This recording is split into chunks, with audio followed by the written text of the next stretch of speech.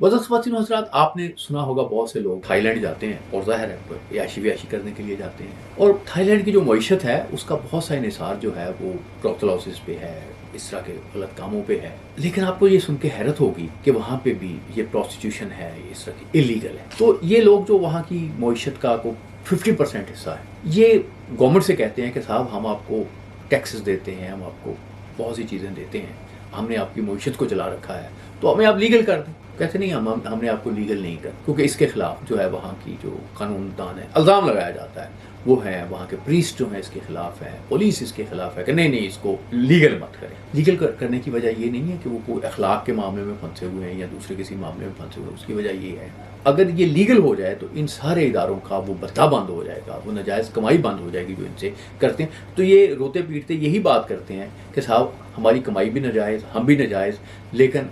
आप ये नाजायज़ कमाई जो लेके जाने वाले हैं ये बड़े मुअज़्ज़ज़ हैं। ये थाईलैंड का अलमिया नहीं है, ये दुनिया के बहुत से मुल्कों का अलमिया है।